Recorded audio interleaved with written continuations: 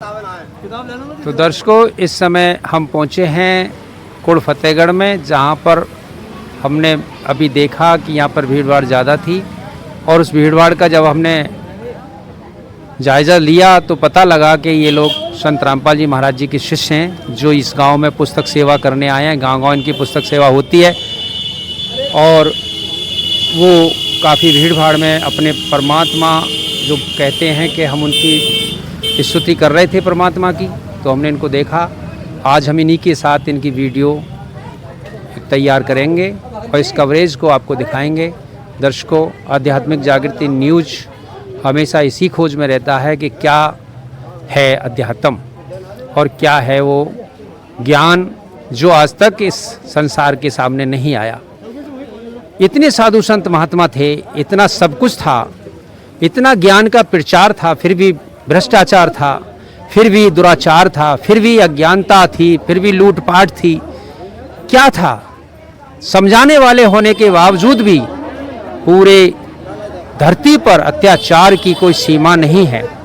लेकिन आज हम देखेंगे कि ये लोग किस तरह का प्रचार करते हैं और किस तरह से इस ज्ञान का जो इनका जो समझाने का तरीका है वो घर घर कैसे पहुंचाते हैं। आज हम इन्हीं के साथ पूरी वीडियो की कवरेज करेंगे। धन्यवाद दर्शकों, देखते रहिए आध्यात्मिक जागृति न्यूज़। आपका स्वागत है, आपका बहुत बहुत धन्यवाद।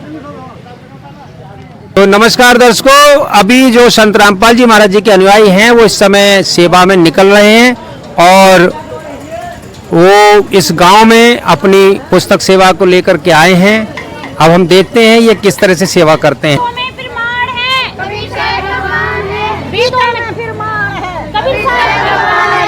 कुरान शरीफ में प्रमाण है, बाइबल में प्रमाण है, गीता में प्रमाण है, कबीर साहब भगवान है, कबीर साहब भगवान है, कबीर साहब भगवान है।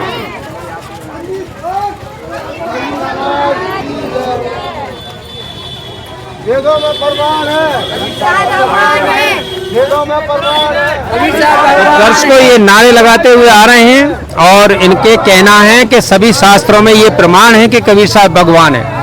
और आज आप जो सुन रहे हैं उस पर निर्णय आपको करना होगा कि कबीर साहब भगवान हैं या क्या हैं। ये इन्होंने नारे लगाए हैं सभी शास्त्रों के कि इनमें प्रमाण है कि कबीर साहब भगवान है। हमने जो 9 महीने के गर्भ में होते हैं हम, तो उसमें जब माँ की उस परमात्मा को याद करती है उस समय, तो उस समय यानी जब वो 9 महीना के गर्भ में जब होते हैं हम, तो वहाँ पर बड़ी प्रार्थना करते हैं परमात्मा से कि हे परमात्मा हमें यहाँ से निकालो, और यहाँ से निकालने के बाद हम धरती पे यहाँ से नरक से निकालो, हम जाके परमात्मा आपको बहुत भजन करेंगे, बहुत भक्ति साधना करेंगे। तो वहाँ बाधा करके तब हम इस जमीन पर आए हैं। क्या इस बात को मानोगे? सत्य है, सत्य है। तो हम यहाँ आके क्यों इस माया में उलझ जाते हैं? माया ये बहुत हंसती है हमारे ऊपर, माया बहुत हंसती है कि हम इसके पीछे मर मिट जाते हैं और मैं किसी की नहीं हुई। तो क्यों हम अपनी ये मनुष्य योनि की इतना अनमोल ज्ञान, अनमोल जन्म है, इसको क्यों व्यर्थ गंवा रहे हो? क्या इस बात से मेरी सहमत हो? बिल्कुल। आज जब हमारी जो आज एक समय मिला है परमात्मा की कृपा से कि हमें देख ले कि हाँ बुजुर्ग हैं, और मैंने अच्छा लगा, मैंने कि यहाँ थोड़ा एक प्रश्न ये आ गया यहाँ, जैसे आपने भी बताया कि ये सब माया है जी। तो जब ये माया है और माया के बिना काम भी नहीं चलता है, भैया जी कुछ कहना चाह रहे थे, थोड़ा सा हम इनसे जवाब लेंगे। नहीं, आपका एक प्रश्न था अभी पीछे शुरू में आपने बोला था। मैं कोई बात नहीं करना चाहता। बेखटक बोलिए आप। ना ना ना, निडर होके बोलिए। तुम बोलते रहे हो, तुम आराम से तुम बोलो आराम नहीं, से। आपने जैसे ना, मैं कोई प्रश्न इतने साधु संत महात्मा ने मैं कोई प्रश्न ना करूँ, तुम बता रहे हो ना, मैं तुम्हारी सुन रहा हूँ, मैं बाद में बताऊंगा। अच्छा हाँ, तो बताओ क्या बता रहे, बताओ। तो मैं ये बताना चाह रहा कि यहाँ पर हमारा जो जन्म हुआ है ये इस उद्देश्य से हुआ है कि हमें परमात्मा का भजन करना है, और भजन के साथ साथ यानी हरि का भजन पेट का धंधा जो ना करे पूरा अंधा। हरि के भजन के साथ साथ हमें पेट का धंधा भी करना है, लेकिन पेट का धंधा इस तरह से नहीं पाप हो जाए। हमारी कमाई इस तरह से नहीं होनी चाहिए कि पाप हो जाए, बस ये हमारा उद्देश्य है। अब आज इस माया दौलत के चक्कर में किसी झूठ सांच बोलना, किसी का मर्डर कर देते हैं रुपए की चक्कर में, किसी दान दहेज के पीछे तमाम दहेज प्रथा ये चल रही है। तो ये माया है। ये चीजें तो खैर सभी जानते हैं। हमारा प्रश्न ये है कि आज के जमाने में सभी भगत हैं जी और कोई है जिससे पूछो वो कहता है मैं भक्ति करता हूँ भगवान की। जी। तो वो भगवान की भक्ति करता है तो भगवान क्या बीड़ी पीता है या सुल्फा पीता है या गांजा खाता है? जैसे अभी कामर की बात ले लो, कामर लेने लोग जाते हैं जी। तो वो शराब भी पीते हैं, सुल्फा भी खाते हैं, भांग भी पीते हैं, प्रसाद बताते हैं। क्या शिव जी ने ऐसा किया था? कहीं है ऐसा लिखा है? नहीं, शिव पुराण को आप क्यों जी आप बताओ, सही बात है। ऐसा है क्या कहीं? नहीं नहीं, सही बात है भाई। हम तुम तो एक ऐसी हैं कि जैसे पुरानी बातें ये चली आ रही हैं उसके ऊपर चले आ रहे हैं आधार पे कि साहब शंकर भगवान सुल्फा पिए करते, भांग घोट के पिए करते। नहीं, पुरानी कितनी पुरानी? अब ये तो हमें तुम्हें क्या मालूम है साहब कब से ये लेकिन तो। आपकी आयु कितनी है? जैसे हाँ, लगभग 70 साल की 70 है। साल से आप ये सुनते आ रहे हैं कि शिव जी नशा करते थे, नशा करते ना, तुमने भांग देखे पीते ना थे। हमने देखे। हाँ, भांग पीते थे। लेकिन हमने तो पढ़ा है कि शिव जी सत्यम शिवम सुंदरम, फिर परमात्मा निर्विकार है। जब ये बच्चा पैदा होता है तो इसके अंदर कोई अवगुण तो होता नहीं। नहीं नहीं नहीं, वो तो तो ही फिर आ ये जाए। बड़े होकर संगति में कुसंगति में पड़ के ये बिगड़ता है। जैसी संगति में डाल दे वैसा हो जाता है। संगत का तो असर फिर आता है। भगवान तो निर्विकार है, क्यों उसने निर्विकार जीव बनाया? सही बात है। ये मेरी बात अगर गलत हो तो नहीं बताओ। नहीं, सही बात है। तो मेरा प्रश्न ये है कि जो लोग धर्म भी कर रहे हैं और कर्म अच्छे कर रहे हैं और फिर भी उनमें विकार है, क्या परमात्मा या भगवान कोई विकार करता है? नहीं नहीं भगवान नहीं करता है ना। तो ये सब गलत हो गया जी, ये तो गलत है। गलत हो गया। भाई, ये तो तो सब ये जो चीज है इसी के बारे में अगर हमें जानकारी करनी है। अब मान लीजिए पिछला समय ले लो, आप 100 साल पुराना ले लो, आपकी 70 की उम्र होगी, 30 साल और पीछे चले जाओ। हाँ, 100 साल पहले आदमी भाई भाई और मोहल्ला पड़ोसी एक चौपाल पे बैठते थे, उनमें आपसी प्रेम था। और पहले विवाह शादी होती तो घर घर से खटिया इकट्ठी हो जाती थी। ठीक, आज जितना टेंट का धंधा तो बहुत आ जाएगा, लेकिन जमीन पे सोना होगा। और फिर एक सिस्टम और चल पड़ा है। अब आपको आपकी लोक रीति के हिसाब से बता दूं कि आओ और खाओ और भाग जाओ। भाग जाओ, ऐसे ही है। सही बात है। एक बात और बताऊं मैं हाँ जी बताइए। कि जैसे अब से 20 साल पहले खाटू श्याम को कोई जानता था? कुछ नहीं। फिर अब से 25 साल पहले क्या शनिदेव को कोई जानते थे? तो अब ये नए प्रचलन में पूजा के योग्य बनाया जा रहा है, जबकि पहले कहाँ थे ये? तो जो पूर्ण परमात्मा पहले से ही है उसकी क्या पूजा नहीं कर रहे हम? कृष्ण भगवान ने इंद्रदेव की पूजा छुड़ाई थी और कृष्ण क्या उनने गलत किया था? तो मैं कहना ये चाह रहा हूँ कि हम इष्ट देव जो परमात्मा है उसको क्यों नहीं मान रहे? जो पूर्ण परमात्मा है उसकी शरण में क्यों नहीं जा रहे? हम क्यों नए नए ये आडम्बर आ जाते हैं? आज से 10 साल पहले ही, मान लीजिए 5 साल पहले ही खाटू श्याम को कौन जानता था? एकदम प्रचलन में खाटू श्याम आ गए। तो हमारी भक्ति रूपी साधना गलत है। जब भक्ति हमारी गलत है तो हमारे दुख पाप कैसे कटें? जो पूर्ण परमात्मा है उसकी हम भक्ति साधना ही नहीं करेंगे तो कैसे हमारे पाप और पुण्य ये कैसे बोंगे?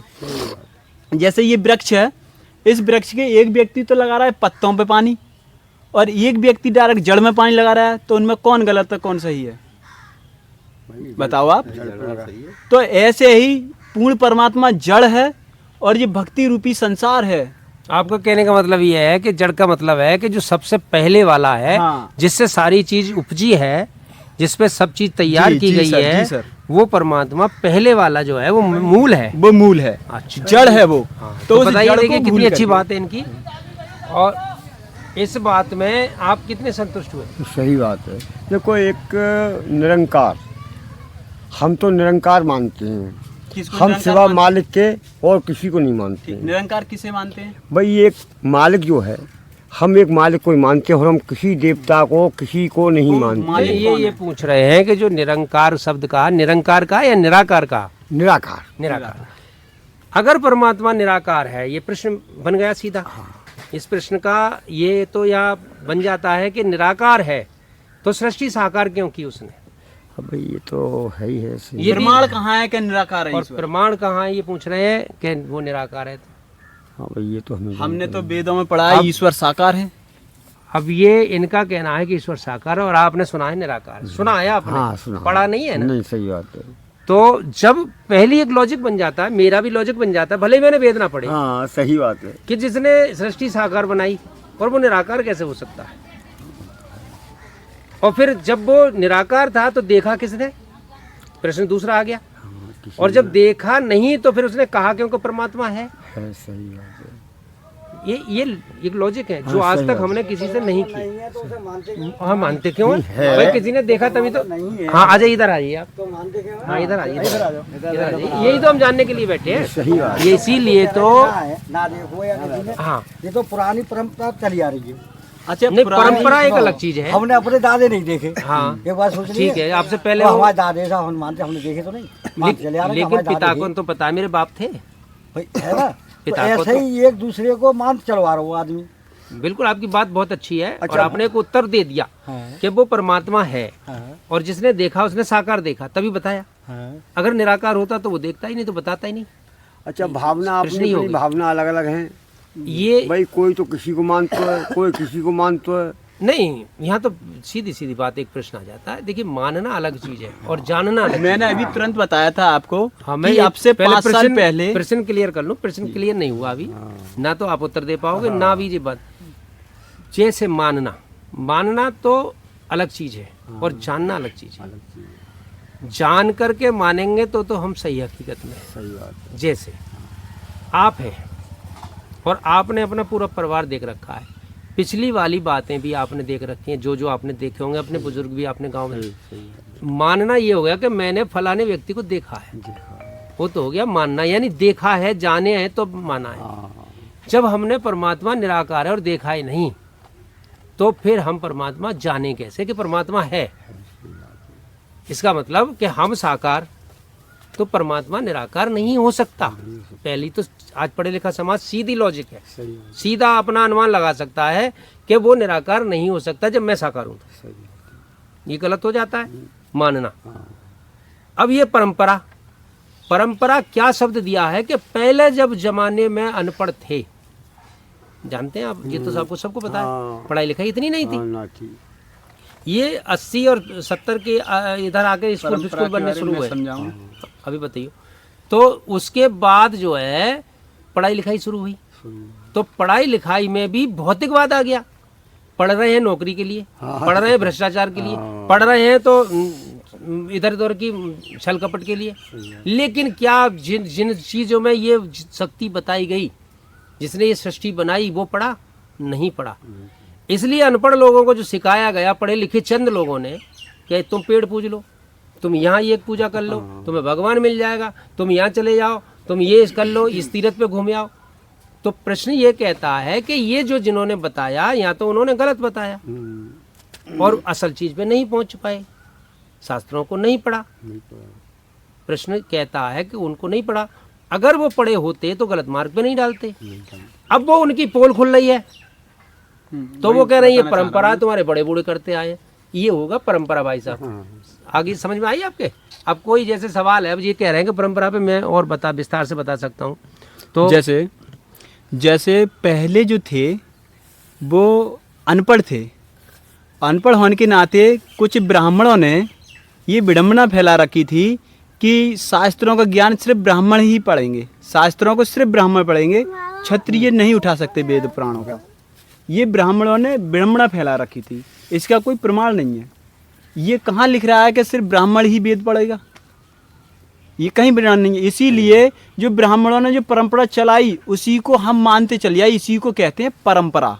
अच्छा, शंकर जी ने जो लंका बनाई, तुम्हारे ऐसे हमने जो घर बनाओ, ब्राह्मण को बुलाते हैं पहले जी। कोई आदमी हवन करा के, तब इसमें कन्या या वरुआ खिला के, या इसमें ब्राह्मण को बुला के हवन करा के हम भाई तब इसमें रहेंगे, गृहस्थी सीधे तब रहेंगे, रहेंगे रहेंगे ना रहेंगे। सीधे बैठो ना। सुनो, हाँ, अब लंका बनाई, किन्ने बनाई लंका? अब आप बताइए, बताओ आप। फिर उसके बाद ये उत्तर देंगे। नहीं, शंकर जी ने लंका बनाई। भाई पार्वती ने ये कही कि तुमने सब कुछ दे रखा है, तुम पे है कहूँ रहने को जगह होने की वो करती है। ये कहाँ से पढ़ा आपने कि शंकर जी ने बताया? ऐसे करो कि शंकर जी होने की, ऐसा तुम भी कहूँ ऐसे नहीं भाई साहब, मुझे लिखित में बताइए, जैसे किस शास्त्र में लिखा है कि शंकर जी ने लंका बनाई? शंकर जी ने बनवाई थी लंका। किन से बनवाई? सुनो, कि देखिए ये सुनो हमारा मेरी जो बात सुनो। वीडियो है हाँ। ये तो दुनिया देखेगी और आपका फोटो जाएगा, आपको भी पहचाना जाएगा। तो वो आप जो है जो भी बोल रहे हैं या तो अप्रमाणित का सुनी सुनाई बोल रहे हैं। अगर आपने पढ़ा है तो वाल्मीकि रामायण पढ़िए। रामायण ना पढ़ी जो रामायण में तो जो दिया है वो वहाँ भी रामायण में भी अलग है कुछ। रामायण खूब नहीं हाँ, रामायण में है, अलग है। फिर लंका- शंकर जी ने लंका- बना के लंका, फिर रावण को बुलाओ बाको रावण के पिताजी को नाम हो विश्वकर्मा विश्वकर्मा, उन्होंने विश्वकर्मा। बुला के हवन करवाओ थे। वो है, वो ब्राह्मण थे, रावण के वंशज ब्राह्मण तो थे। ब्राह्मण ने जब उनने ही ब्राह्मण बुलाए तो वही परंपरा हम तुम चले आ रहे के सब उनने ही ब्राह्मण बुला के सब काम कराए। अच्छा, फिर भी सुनो। वो लंका रावण ने दान उन्ने हिसाब पूरा हो दे गया आपका।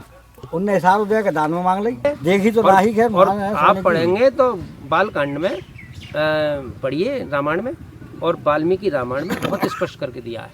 असल रामायण वाल्मीकि है, हाँ रामायण तो पूरी असली रामायण वाल्मीकि है जो राम के जन्म से पहले हाँ, उनने लिखी पहले ही गई ले है। रखी, ठीक है। पहले ही लिखे। हाँ, तो अब इसके कैसा बाद ऐसा अब होना ठीक है, है। अब अपना और कोई जैसे मान लीजिए आपने कहा ब्राह्मणों को पूजना, पूजा के लिए ब्राह्मण नहीं है, पूजा ब्राह्मण भगवान की बताते हैं। पूजा भगवान कोई की नहीं ब्राह्मण करता के है। द्वारा कराते हैं। करता कोई नहीं है, ठीक। कोई काम करो धर अब हम भगवान की पूजा कर रहे हैं तो वो भगवान जब साकार है और वो भी पीतल की मूर्ति बना करके उसको ला के सामने रखते हैं। प्रश्न ये चल रहा है कि तुम भगवान निराकार क्यों बताया जाता है? रखी बना के तो वही तो प्रश्न निराकार की मूर्ति क्यों बनी, वही तो प्रश्न है ये हमारा। बताओ, चलो ब्राह्मण ने ये मूर्ति है ये क्यों बनाई रखी है, क्यों वही- बनाई, कहाँ से बनाई है, यही तो प्रश्न हमारा है आपसे। कहाँ से बनाई फिर? जैसे आपके घर ब्राह्मण आते हैं तो सत्यनारायण भगवान पीतल के लेके आते हैं। हाँ अब तो आ रहे हैं। हाँ, ठीक है। हाँ अब वो जब भगवान को निराकार बताया जाता है, प्रश्न निराकार चल रहा था कि भगवान निराकार है, तो वो निराकार भगवान की साकार मूर्ति कैसे बनी? प्रश्न हमारा ये है। या तो इन्होंने बेवकूफ़ बनाया अगर निराकार है, या फिर भगवान साकार है। एक बात पे टिकना होगा। और साकार है तो कहाँ रहता है, कैसा है, किसने देखा है? यही है तीन हमारे प्रश्न आ जाते हैं, तीन प्रश्न आ जाते हैं। देखा किसने देखा है क्या ये जो साकार है इनकी बात वो लौट लगाए दावा तो मैं कह रहा हाँ, नहीं वो प्रश्न तो ये हम देखो कर रहे हैं ये ना। लिख रहा है साकार मूल किसको परमात्मा कहते हैं? ऐसा कौन साकार तथा किसको कैसा कहते है। हैं? जैसे हम बैठे हैं, ये साकार करके है, हम साकार है। जो जब देखा ही नहीं है वो तो निराकार है। हाँ, जो देखा नहीं निराकार है। अब निराकार किसने कहा और क्यों कहा, ये तो बहुत लंबी कथा है। इसमें जाएंगे तो गहराई से सोचना पड़ेगा, विचार करना पड़ेगा, पढ़ना पड़ेगा और पढ़ना चाहिए। इसमें अब देखो उन सबको पढ़ने के लिए सबका आंसर, सबका उत्तर, पूरे शास्त्रों का ज्ञान इनकी इस किताब में है। अरे भगवान ने इनको जन्म थोड़ लो, भगवान तो किसी अजन्मा है। माँ की कोख से जन्म नहीं लेता है। जब वही तो करो भगवान ने भगवान जन्म- सह शरीर आता है, लेकिन सह जिनने- शरीर पूर्ण परमात्मा सह शरीर ही आता है और सह शरीर जाता है। वो किसी माँ के कोख से जन्म नहीं लेता है और वो ये 5 तत्वों से मिला नहीं होता है उसका शरीर। जैसे कबीर परमात्मा आए थे, वो लहर तालाब में स्वयं प्रकट हुए थे और जब गए थे वो सतलोक को तो सह शरीर गए थे। उनकी जो सबकी जगह पे फूल मिले थे सुगंधित, कोई हड्डी या कोई वो नहीं बचा था, तो उसे कहते हैं पूर्ण परमात्मा। और ये वेदों में भी प्रमाण है कि पूर्ण परमात्मा सह शरीर आता है, सह शरीर जाता है। कुंवारी गाय से उसकी परवरिश होती है, कुंवारी गाय के दूध से उसकी परवरिश होती है। तो जैसे राम कृष्ण जी थे, इनने माँ की कुख से जन्म लिया, ये पूर्ण परमात्मा नहीं है। कृष्ण जी ने तो जन्म लो, कृष्ण जी ने जन्म लिया, पूर्ण परमात्मा नहीं है। बता रहे हैं कि कृष्ण जी तो ने पूर्ण परमात्मा साकार है, सह शरीर है और वो इस लोकों को चलाने के लिए सह शरीर आके अवतार लेता है। और पूर्ण परमात्मा कबीर देव साहब चारों युगों में आए। बता दे कृष्ण जी ने बता था जन्म लो, सुनिए ये बात सुनो, है ये। पूर्ण परमात्मा कबीर देव हर युग में आए थे। देखो कलयुग में कबीर नाम से आए थे, त्रेता युग में मुनेंद्र नाम से आए थे और द्वापुर युग में करुणामय नाम से आए थे। तो वे चारों युगों में आए हैं परमात्मा और उन्हें कोई मतलब सुन पाते हैं। उनकी लीलाओं का वर्णन हर जगह है। रामायण में भी कबीर परमात्मा की लीला का वर्णन है। जो पुल तैरा था, पुल जो बना था, वो कबीर परमात्मा की ही लीला से बना था। मुनेंद्र रूप में आए हुए थे उस समय त्रेता युग में। तो मैं ये कहना चाहूँगा कि हम जो मनुष्य योनि में, मनुष्य योनि को मोक्ष का द्वार कहा जाता है।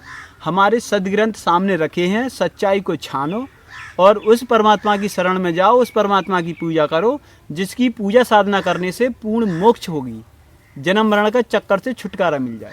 बस मेरा ये हाथ जोड़ कर आपसे निवेदन है। कि हम 9 महीना के गर्भ में, वही तो वादा का याद दिला रहा हूँ मैं आज, कि 9 महीने का जो वादा करा था, 9 महीने उस गर्भ में रहे, तो उसमें वादा किया था परमात्मा से कि राम भजन का वादा करके नर देही तन पाई, और इस माया दौलत के चक्कर में पड़ कर निज दिन पाप कमाए। हाँ, तो वहाँ तो सब कह के आते हैं सब, तो वहाँ वही हम याद कह दिला के रहा हूँ आते हैं कि सब ये बढ़िया काम करेंगे, हमें जिसका जन्म मिले मनुष्य का, तो वहाँ हम पुण्य भी करेंगे, अच्छा काम करेंगे, यहाँ आके सब भूल जाएंगे। तो वही याद दिला रहा हूँ। यही इन्होंने कहा पहले शुरू में ही कि भाई हम यहाँ आए हैं तो हम, हमारा हेतु क्या, हमारा उद्देश्य कारण क्या है? उद्देश्य क्या है? तो परमात्मा ने जो मनुष्य योनि बनाई है, तो उसका उद्देश्य यही है कि मैं तुझे इतना विद्वान बना दूंगा कि तू सत्य और असत्य को खुद पहचान सकता है। तो वो कहते हैं ना, बोल सच्चे दरबार की जय, तो इसका मतलब झूठा दरबार भी है। तो ब्रह्मा विष्णु महेश को ही सब कुछ बनाने का जो है वो नकली धर्म गुरुओं का है। ब्रह्मा विष्णु सब कुछ नहीं है, परमात्मा नहीं है, लेकिन ये देवी देवताएं यहाँ के अधिकारी हैं, यहाँ के लोगों का अधिकारी तो हैं, लेकिन पूर्ण परमात्मा नहीं है। ये प्रमाण हमारे सदग्रंथ बता रहे हैं इस बात को कि क्या बता रहे हैं। और हम पढ़ी लिखी समाज है, हमारा ये दुर्भाग्य है कि हम अपने शास्त्रों को उठा के क्यों नहीं देख रहे हैं। बस मेरा हाथ जोड़ कर ये रिक्वेस्ट है, अपने शास्त्रों को देखो और वेदों से, गीता से मिलान करो। ये ज्ञान गंगा पुस्तक मेरे गुरुदेव जी की है, संत रामपाल जी महाराज की। ये ज्ञान गंगा पुस्तक सभी सदग्रंथों का सार है, और यदि इस पर आपको विश्वास नहीं है तो अपने सदग्रंथ 4 वेद, 18 पुराण और गीता लाकर रख लो, उससे मिलान कर लो। ये जब भी जो चीज़ बताई है उनने प्रमाणित बताई है, हमारे गुरुदेव जी ने हर चीज़ प्रमाणित करके। और इसमें क्या जवाब मिलेंगे उसको प्रश्नवाचक चिन्ह हटाने के लिए, जैसे ब्रह्मा विष्णु महेश के माता पिता कौन हैं, ये हमारी यहाँ ज्ञान गंगा पुस्तक में ही जब पढ़ोगे तो उसमें मिलेगा। शेरा वाली माता दुर्गा अष्टांगी के पति कौन है, जो महिला 16 श्रृंगार करती है तो उसका पति होगा कोई। और आप बताइए माता दुर्गा के पति कौन है। तो हमारे ये ऋषि महर्षियों ने आज तक क्यों नहीं बताया हमारे लिए सत्य ज्ञान, ये हमारे गुरुदेव ने ही क्यों बताया है। तो देखो, हमको जन्म देने व मारने में किस प्रभु का स्वार्थ है, क्यों तो हमें जन्म दिया जा रहा है, क्यों हमें फिर मारा जा रहा है। तो फिर देखो, हम सभी देवी देवताओं की इतनी भक्ति करते हैं फिर भी दुखी क्यों हैं। ब्रह्मा जी, विष्णु जी, शिव जी की भक्ति, ब्रह्मा विष्णु महेश किसकी भक्ति करते थे। आपने देखा होगा शंकर जी हमेशा समाधि में विलुप्त रहते हैं, तो वो किसकी साधना करते हैं, आप बताओ, है कोई उत्तर? ये का मरे रोई। मैं ये कहना चाह रहा हूँ, शंकर जी समाधि में मस्त रहते हैं, वो किसकी साधना करते हैं? प्रश्न इनका ये है कि जैसे शिव जी भी समाधिस्थ रहते हैं और विष्णु जी भी ध्यान में रहते हैं, ब्रह्मा जी भी आंख बंद करके ध्यान में रहते हैं, ये तीनों देवता किसकी साधना करते हैं? इनका प्रश्न ये है। क्या वो तो कहने की करते हैं, हमें तो यही प्रश्न है यही इनके कहना है कि जो धर्म गुरुओं ने आज तक नहीं बताया। तो सब सभी करते एक दूसरे तो हाँ, तो भगवान इससे ऊपर हुआ ना कोई। हनुमान जी राम की भक्ति करे करते। हाँ, ये हनुमान जी है, फिर राम किन की भक्ति करते? फिर राम ने शंकर जी की भक्ति करी। तो हमें करी चले आ रहा है ना। तो नहीं, तो वो यही तो जटिल, ये हमारी एक तरह से समस्या है। इस समस्या का समाधान इस पुस्तक में है। ये उलझा हुआ जो धागा है, जैसे 9 मन सूत, ये 9 मन सूत ये उलझा रखा है इन लोगों ने, और ये मेरे गुरुदेव ने बहुत अच्छे से सुलझा दिया है, बहुत अच्छे से समाधित किया है। और उन्होंने प्रश्न भी बनाए हैं कि ये बताओ, कोई जवाब है किसी के पास? बताओ, माता ब्रह्मा विष्णु महेश के पिता का क्या नाम था? माता दुर्गा 16 श्रृंगार करती है, आपने देखा होगा। तो यही है बस, ये मात्र 20 रुपए पुस्तक कीमत रखी है, इसमें सारा ज्ञान है।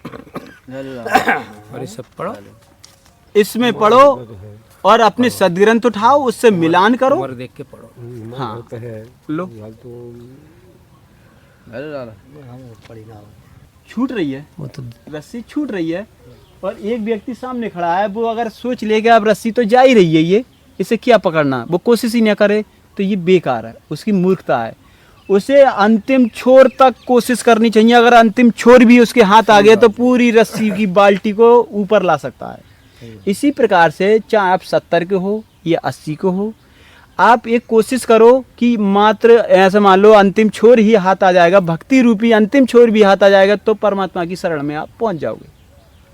मैं ये उदाहरण देना चाह रहा हूँ एक उसके रेंट के कुआं से। हालांकि मैंने नहीं देखा है, आप जैसे बुजुर्गों से ही मैंने सुना है, मैं अपने बुजुर्गों से सुना है कि रेंट का कुआं होता था, उसमें बाल्टी होती थी, बाल्टी से पानी निकाल के पीते थे। अब तो हेड पंप लग गई। तो मैं ये उदाहरण आपको इसलिए देना चाह रहा हूँ कि आपकी जो एज है वो रस्सी रूपी सरकती जा रही है, और आपकी रस्सी रूपी ये एज सरकती जा रही है, लेकिन आपको अंतिम क्षणों में परमात्मा का ज्ञान मिल गया, आप भक्ति कर ली, तो हो सकता है आपको पूर्ण मोक्ष हो जाए, बाल्टी रूपी आपको पूर्ण मोक्ष मिल जाए। जो परमात्मा ने लिख दी है उससे मिटने वाला कोई नहीं है। तो वो जब परमात्मा ने लिख दी है तो हाँ, वो उसे मेट भी कोई- सकता है। ना। जय जो ये तो तिलवर ना बढ़े और ना तिलवर परमात्मा घटे। खुद मेट सकता है ना, परमात्मा खुद तो मेट सकता है। तिलवर ना घटे ना बढ़े, ये लिख मेरा- दी, मेरा वो अमर है।